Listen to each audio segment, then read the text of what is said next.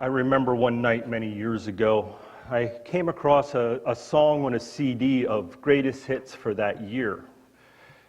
And I was stunned by the song, so I kept playing it over and over again, probably for half an hour. The lyrics just caught me off guard and they had me stunned. The song was recorded by a contemporary Christian group by the name of DC Talk. And the song is titled, "I Wish We'd All Been Ready." Now, I'm going to sing it, so I know if you run out of the door that what happened, but I ask you that it's not that long of a song. Stick with it. It goes, "Life was filled with guns and war, and everyone got trampled on the floor. I wish we'd all been ready. Children died, the days grew cold. A piece of bread could buy a bag of gold. I wish we'd all been ready. And there's no time to change your mind. The sun has come and you've been left behind. I wish we'd all been ready. A man, a wife, asleep in bed. She hears a noise and turns her head. He's gone. I wish we'd all been ready. Two men walking up a hill. One disappears and one's left standing still. I wish we'd all been ready. There's no time to change your mind. The sun has come and you've been left behind. I wish we'd all been ready. Life was filled with guns and war, and everyone got trampled on the floor. I wish we'd all been ready. Children died, the days grew cold. A piece of bread could buy a bag of gold. I wish we'd all been ready. And there's no time to change your mind. The sun has come and you've been left behind. I wish we'd all been ready. Oh, there's no time to change your mind. The sun has come and you've been left behind. The Father spoke, the demons died. The sun has come and you've been left behind. Now, when I looked up the lyrics online, the fine print on the bottom of the screen read 1994. And that night seems like it was only yesterday. But when I reflect back over the last 20-some years and what the world has faced, things like earthquakes, floods, hurricanes, tsunamis, wars, 9/11, Ebola, cancer, AIDS, school and church shootings, the list goes on and on. It seems that every day Christ is trying to shake us up a little bit, trying to wake each one of us up. And that is what he was trying to do today in our gospel with the words. At the time, the kingdom of heaven will be like 10 virgins who took their lamps and went out to meet the bridegroom. 5 of them were foolish and 5 were wise. The foolish ones took their lamps but did not take any oil with them. The wise, however, took oil in jars along with their lamps. The bridegroom was long time in coming, and they all became drowsy and fell asleep. At midnight, the cry rang out, "Here's the bridegroom, come out to meet him." Then all the virgins woke up and trimmed their lamps. The foolish ones said to the wise, "Give us some of your oil, our lamps are going out." "No," they replied, "there may not be enough for us and you both. Instead, you go to those who sell oil and buy some for yourselves." But while they were on their way to buy the oil, the bridegroom arrived. The virgins who were ready went with him to the wedding banquet, and the door was shut. Later, the others also came. Sir, sir, sir, sir. They said, open the door for us. But he replied, I tell you the truth, I don't know you. Therefore, keep watch, because you do not know the day or the hour. Those 10 girls, outwardly, they were all alike, but the crucial and determining difference lied within each of them. 5 were ready for the bridegroom's calling, and 5 were not. In my opening song, the husband and the wife in bed, those 2 men walking up a hill. In both cases, one was ready, truly ready, and the other was not. The husband and wife, I'm sure, both went to church, but that did not make each of them ready. Those 2 men walking up a hill, they probably belonged to the same congregation, but both were not truly prepared either. Those 10 girls in our gospel, they all received an invitation, and even all 10 responded to it. But that is where their likeness stopped.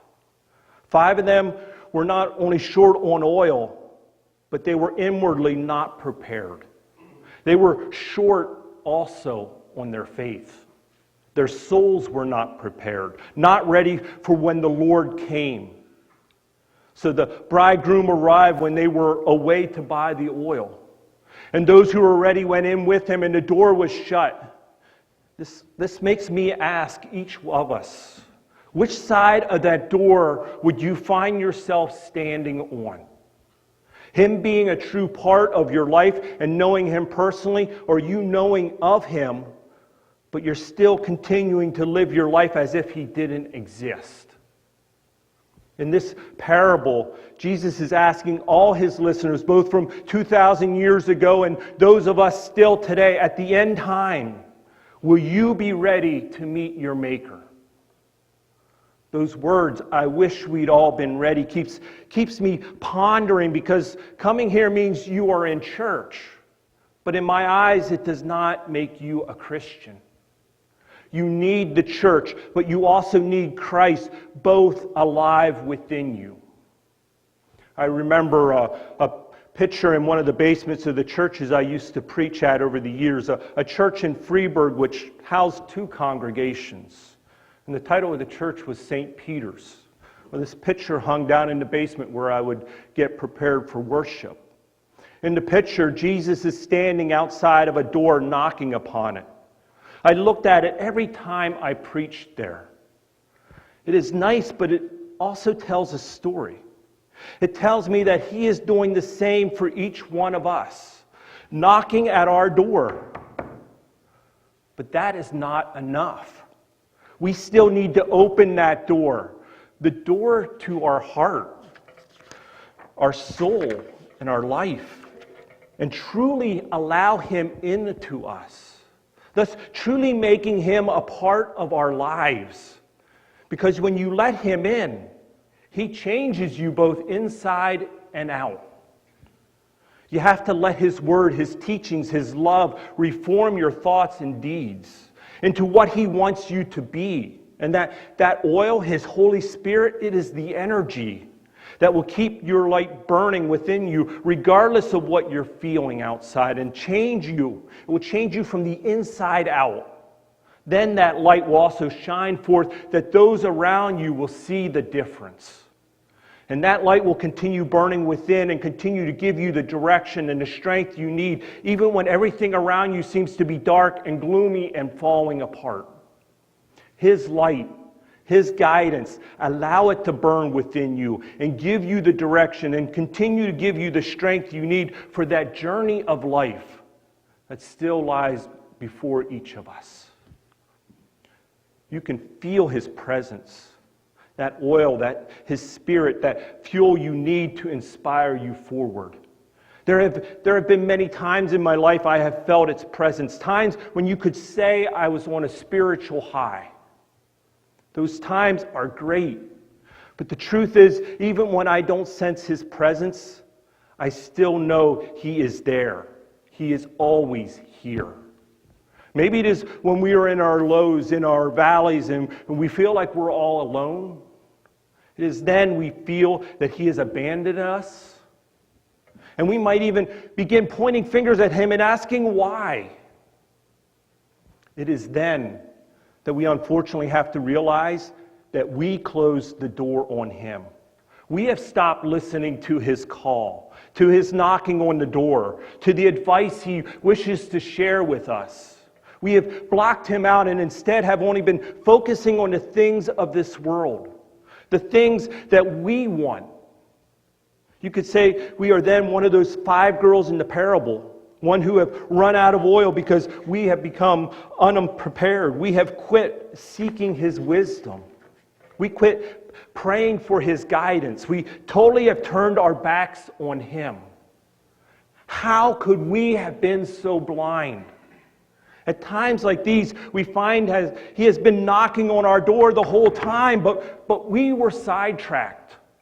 We ignored his call. We needed to be woke up, and we need to reopen that door to our heart and soul and allow him in once again. He wants to be there. He was with us the whole time, but we instead have ignored his presence and forced him out. We are continuing onward in life's journey alone. We come here to his house every Sunday morning. We sing, we read, we meditate, we pray, we have fellowship, we share our good times and especially our bad. We come to hear his word and thus to have him revive us. We come to fill and refill our oil jars, to continue burning his light within ourselves. I am refueled as much as each of yins. I stand here and wait for the bridegroom to come. I don't know about you though, but that day or hour, I truthfully can't say I want it to be today, or even tonight, or even tomorrow. There are many who are still not ready. Many outside these doors that need to hear his word and to have him enter their lives. Eternity, I realize, will be here before any of us know it. The hour will be both a shock and a disappointment for many. Ask yourself something. Can you feel God's Spirit alive within you? Are you spiritually alive? Do you truly know him? Which side of the door do you stand at? Do you have enough oil to continue the watch? Because the day the bridegroom comes, you do not want to be falling asleep or running out of oil like those in our gospel were. We all need to stay awake. We all need to be prepared for his arrival. We don't know the day or the hour. We need to keep watch. Are we only in church on Sundays? Or has the church truly become a true part of our lives and is within us 24/7? Does Christ know you? Do you know Christ? Do you truly, truly know him? The song I opened with, life was filled with guns and war, and everyone got trampled on the floor. I wish we'd all been ready. I look at our world today. I sometimes wonder how much more it can take. Only God knows.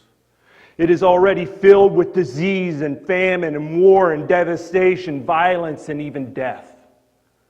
But thankfully it is also filled with birth, blessings, life, and abundance. What do we truly have to be thankful for? What have we taken for granted over the years? I can say I heard him knocking, and I answered his call. He continues to give me life thankfully. He has made my lamp full. In return, may I continue to be his light onto others. Ask yourself, is your light bright enough for others to see him alive within you, thus also being his beacon, shining forth for others to see? The day of his coming, will you be rejoicing or will you be disappointed? That's a tough question. But not if you truly know him, because you know the answer inside. I pray we all will be rejoicing and praising his name for all of eternity when that day comes. I pray we all are prepared that we all know him personally, that there is no shadow of a doubt in our hearts, that our lamps are full, that we are ready now and for all of eternity.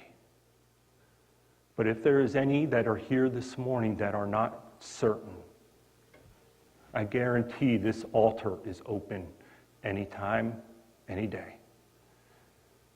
Just give your life to him, and there will not be a second of regret, only a life of thankfulness and pleasure and joy unspeakable. His love is endless. His mercy is for all people. You just need to give him your heart, your life, your all. Amen.